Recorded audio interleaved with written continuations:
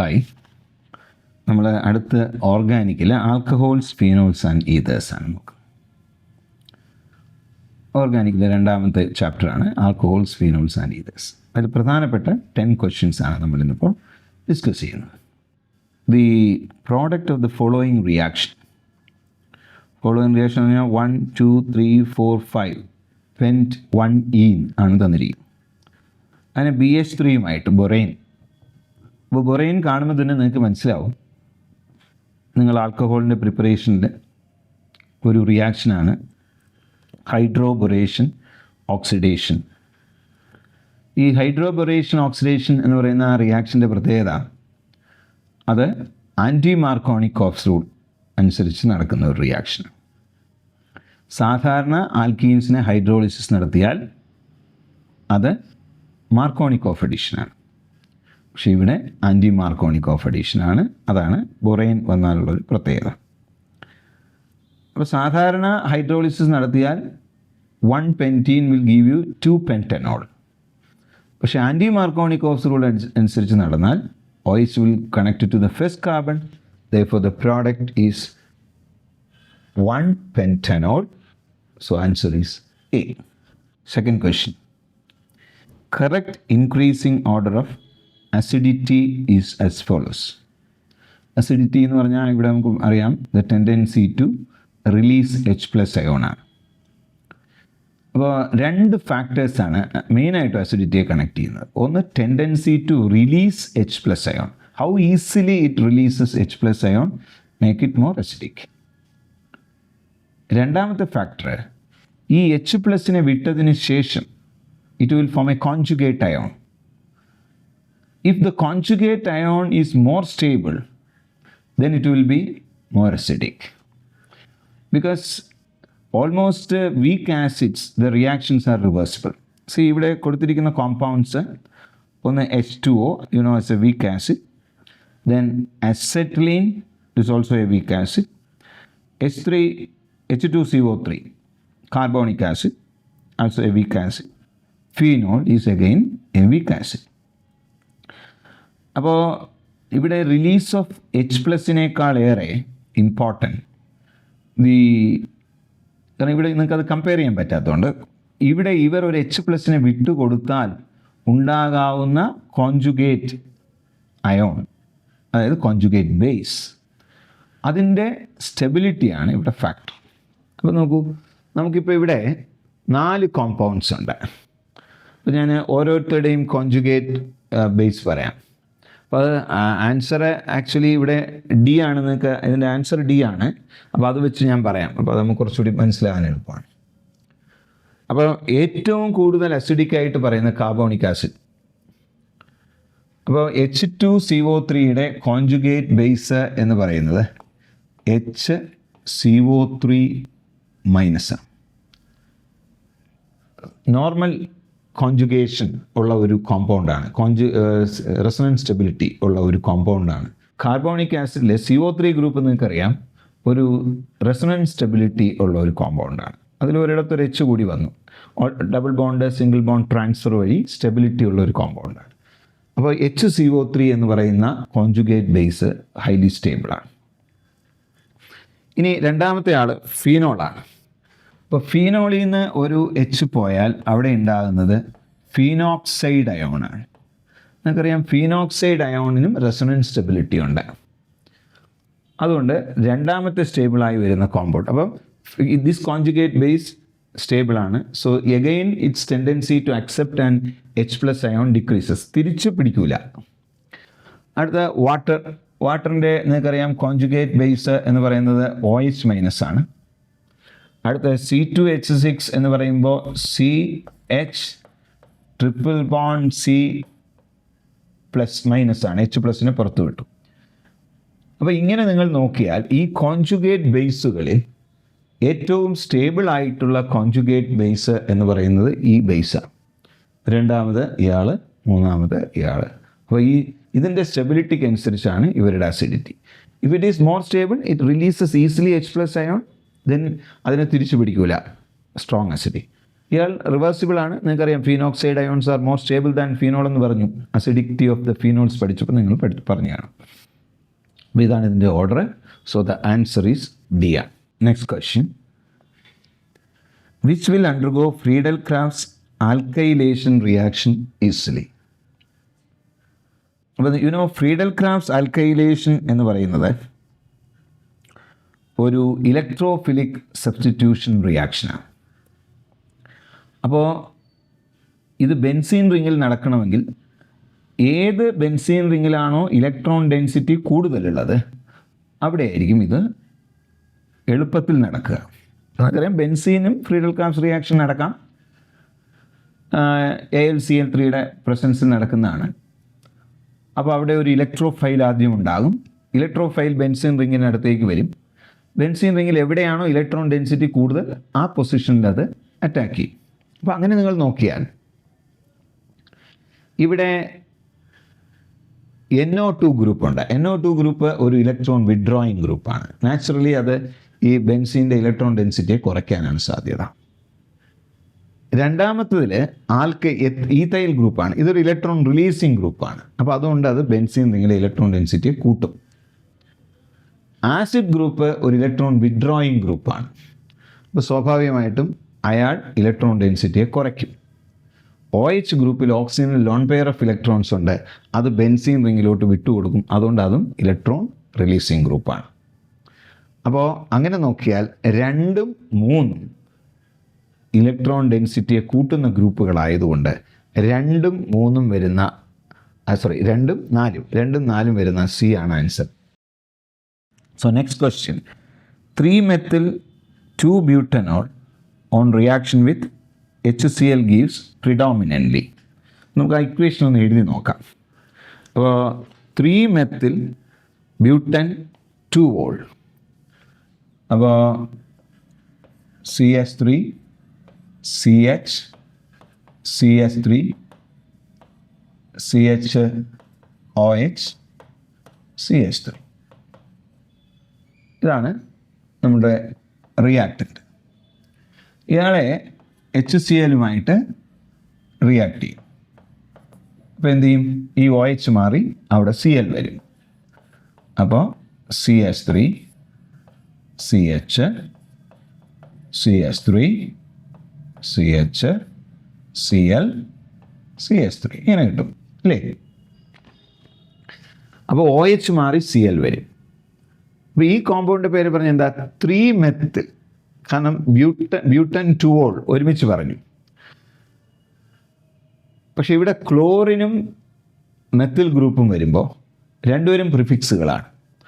അപ്പം ആൽഫബറ്റിക് ഓർഡറിൽ ക്ലോറിനാണ് ആദ്യം വരുന്നത്. അപ്പോൾ 2-chloro-3-methyl-butane ആണ് ഇതിൻ്റെ ആൻസർ.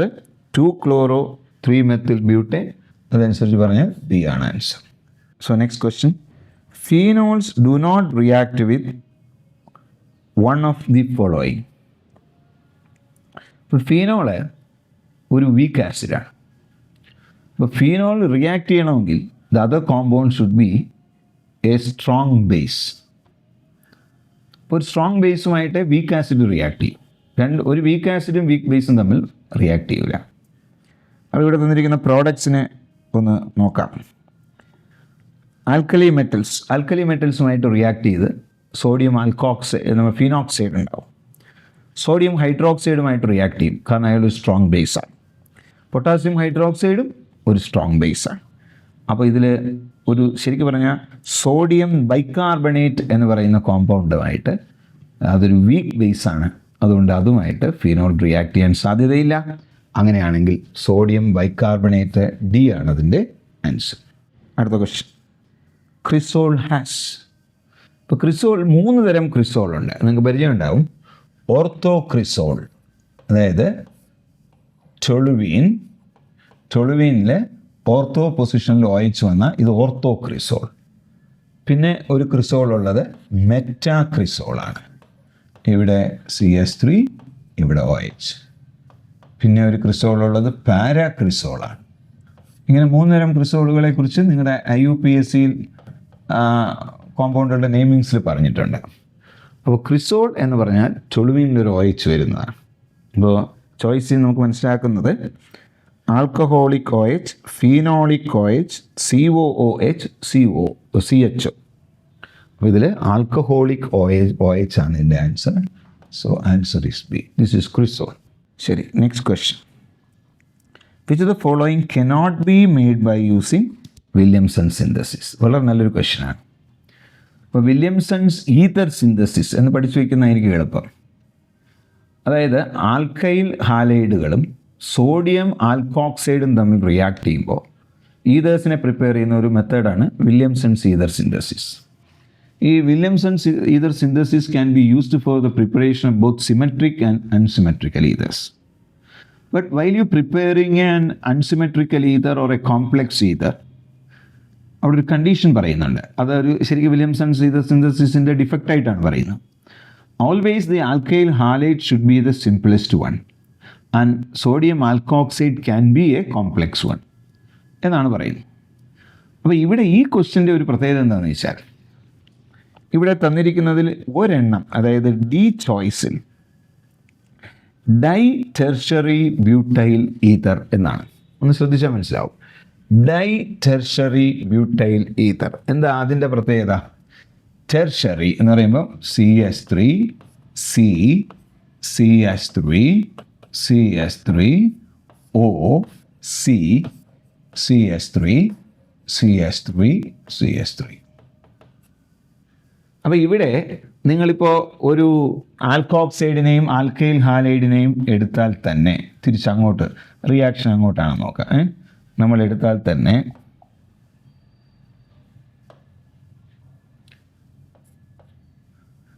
ഒരു ഇവിടുന്ന് കട്ട് ചെയ്തു എന്ന് വെച്ചോളൂ. CH3, C, CH3, CH3, Cl അല്ല ONA sorry plus Cl, C, CH3, CH3, CH3 ഇങ്ങനെ എടുത്തു. ഇവിടുന്ന് NaCl പോയി എന്ന് വിചാരിച്ചാൽ പ്രശ്നമാണ്. കാരണം ആൽക്കോക്സൈഡും കോംപ്ലെക്സ് ആണ്, ആൽക്കൈൽ ഹാലൈഡും കോംപ്ലെക്സ് ആണ്.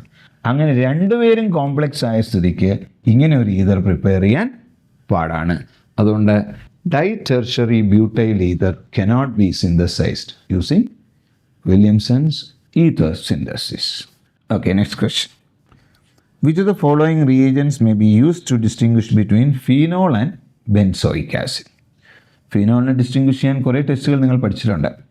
അതിൽ ഏറ്റവും ഫെമിലിയർ ആയിട്ടുള്ള ഒരു ടെസ്റ്റ് നിങ്ങൾ പഠിച്ചിട്ടുള്ള ഒരെണ്ണം, നിങ്ങളുടെ ആസ് സിലബസ് ഒരെണ്ണം ബ്രോമിൻ വാട്ടറാണ്. നിങ്ങളിപ്പോൾ ഫീനോളിനെ ബ്രോമിൻ വാട്ടറുമായിട്ട് റിയാക്ട് ചെയ്താൽ 2,4,6 ട്രൈബ്രോമോ ഫീനോൾ കിട്ടും. അതൊരു വൈറ്റ് പ്രസിപ്പിറ്റേറ്റ് ആണ്. അത് വെച്ചിട്ട് സ്കൂളിലെ നിങ്ങളെ പ്രാക്ടിക്കൽസിന് ഫീനോളിനെ ഡിസ്റ്റിങ്വിഷ് ചെയ്യാൻ വേണ്ടി ഉപയോഗിക്കുന്നത് ന്യൂട്രൽ ഫെറിക്ലോറൈഡാണ്. ഈ ന്യൂട്രൽ ഫെറിക്ലോറൈഡ് ഫീനോളിൽ ആഡ് ചെയ്യുമ്പോൾ ഒരു വയലറ്റ് കളറേഷൻ ഉണ്ടാവും. അപ്പോൾ ഇവിടെ ചോയ്സുകളിൽ ഒരു ന്യൂട്രൽ ഫെറിക്ലോറൈഡ് ഉണ്ട്. അതുകൊണ്ട് അതിൻ്റെ ആൻസർ ഡി ആണ്, ഫിനോളിനെ ഡിസ്റ്റിങ്വിഷ് ചെയ്യാൻ വേണ്ടി ഉപയോഗിക്കുന്നത്. അടുത്ത, which statement is not correct about alcohols? അപ്പം സ്റ്റേറ്റ്മെൻ്റ് എല്ലാം വായിച്ചാലേ നമുക്കത് പറയാൻ പറ്റുള്ളൂ. The molecular weight of alcohol is higher than water. അത് ശരിയായ സ്റ്റേറ്റ്മെൻറ്റാണ്. Alcohol of less number of carbon atoms are അല്ലെങ്കിൽ is less soluble in water than alcohols with more number of carbon atom. ആൽക്കഹോളിൽ വാട്ടർ സോല്യൂബിൾ പാർട്ട് എന്ന് പറയുന്നത് അതിൻ്റെ OH ആണ്. The remaining part എന്ന് പറയുന്നത് ഹൈഡ്രോഫോബിക് ആണ്, വാട്ടറിൽ ഡിസോൾവ്, കാരണം ഓർഗാനിക് പാർട്ടാണ്. അപ്പോൾ എത്രത്തോളം ഓർഗാനിക് പാർട്ട് ലെസ് ആയിരിക്കുമോ that much it will be soluble. So in that way the second statement is wrong. Alcohol evaporates quickly, almost correct, all of this. So more correct answer is alcohol of less number of carbon atom is less soluble in water than alcohol of more number. Reverse is true. Statement not correct ആണ്. Reverse is true. Methanol is more soluble than ethanol. Okay. So alcohol last question. Statement 1. The assertion reason type question. Statement 1, the OH group attached to the carbon of benzene ring activate it towards electrophilic substitution reaction. നിങ്ങൾക്കറിയാം electrophilic substitution reaction എവിടെയാണ് നടക്കുന്നത്? എവിടെയാണോ electron density കൂടുതൽ വരുന്നത് അവിടെയാണ് electrophilic substitution നടക്കുന്നത്. അപ്പോൾ benzene റിങ്ങിൽ നമ്മൾ നേരത്തെ ഒരു ക്വസ്റ്റിന് കണ്ടല്ലോ, ബെൻസീൻ റിങ്ങിൽ ഇലക്ട്രോൺ ഡെൻസിറ്റിയെ കൂട്ടുന്നവരാരൊക്കെ? ഫ്രീഡൽ ക്രാഫ്റ്റ്സ് ആൽക്കൈലേഷൻ ഒരു ഇലക്ട്രോഫിലിക് സബ്സ്റ്റിറ്റ്യൂഷനാണ്. അപ്പം ബെൻസീൻ റിങ്ങിൽ എവിടെയാണോ ഇലക്ട്രോൺ ഡെൻസിറ്റിയെ കൂടും, അപ്പോൾ അവിടെ നമ്മൾ ഫീനോൾ പഠിച്ചു. ഫീനോൾ ഒരു ആൻസറാണെന്ന് പഠിച്ചു. കാരണം ഫീനോളിൽ ഓക്സിജനിലുള്ള lone pair of electron benzene റിങ്ങിൽ എന്തിനു വേണ്ടി ഉപയോഗിക്കും? റെസൊനൻസിന് വേണ്ടി ഉപയോഗിക്കും. അങ്ങനെ ഉപയോഗിക്കുമ്പോൾ ഇലക്ട്രോൺ ഡെൻസിറ്റി ബെൻസീൻ റിങ്ങിൽ കൂടും. അപ്പോൾ ഇലക്ട്രോഫിലിക് സബ്സ്റ്റിറ്റ്യൂഷൻ. ഇലക്ട്രോഫിലിക് എന്ന് പറഞ്ഞാൽ എന്താ? Electron loving. അപ്പോൾ എവിടെയാണോ ഇലക്ട്രോണിൻ്റെ ഡെൻസിറ്റി കൂടുതൽ അവിടെയായിരിക്കും ഈ റിയാക്ഷൻ കൂടുതൽ ഫാസ്റ്റായിട്ട് നടക്കുക. 2, OH group is an electron releasing group. തീർച്ചയായിട്ടും 2 സ്റ്റേറ്റ്മെൻറ്റ്സും കറക്റ്റാണ്. പിന്നെ എന്തുകൊണ്ടാണ് ബെൻസീൻ റിങ്ങിനെ ആക്ടിവേറ്റ് ചെയ്യപ്പെടുന്നത് എന്നതിന് റീസൺ OH ഗ്രൂപ്പ് ഒരു ഇലക്ട്രോൺ റിലീസിങ് ഗ്രൂപ്പ് ആയതുകൊണ്ടാണ്. അങ്ങനെ നോക്കിയാൽ ഇതിൽ statement 1 is true, statement 2 is true and 2 is the correct explanation for statement 1. Therefore answer is A. Organic alcohols phenols എന്ന് പറയുന്നത് ഒരു ക്വസ്റ്റ്യൻസ് കൂടുതൽ ചോദിക്കാൻ ചാൻസ് ഉള്ള ഒരു ചാപ്റ്ററാണ്. അതിൽ ലോജിക്കൽ ക്വസ്റ്റ്യൻസിനും വളരെ സാധ്യതയുണ്ട്. പ്രത്യേകിച്ച് അസിഡിറ്റി, ആൽക്കഹോൾസിൻ്റെ അസിഡിറ്റി, ബെൻസീൻ റിങ്ങിൽ വരുന്ന ഗ്രൂപ്പുകൾ എങ്ങനെയാണ് അസിഡിറ്റിയെ സ്വാധീനിക്കുന്നത് ഫീനോളുമായിട്ട് കണക്ട് ചെയ്ത്. പിന്നെ ടെസ്റ്റ് ചോദിക്കാൻ, ആൽക്കഹോൾ പ്രൈമറി, സെക്കൻഡറി, ടെർഷ്യറി ആൽക്കഹോൾസിനെ ഡിസ്റ്റിങ്വിഷ് ചെയ്യാനുള്ള ടെസ്റ്റുകൾ, ഇങ്ങനെ കുറേയേറെ കമ്പയറബിൾ ക്വസ്റ്റ്യൻസ്. അതായത് നമ്മൾ നന്നായിട്ട് മനസ്സിലാക്കിയാൽ മാത്രം തെറ്റാതെ ആൻസർ ചെയ്യാൻ പറ്റുന്ന കുറച്ച് ക്വസ്റ്റ്യൻസ് ചോദിക്കാൻ സാധ്യതയുള്ളൊരു ചാപ്റ്ററാണിത്. Okay, thank U.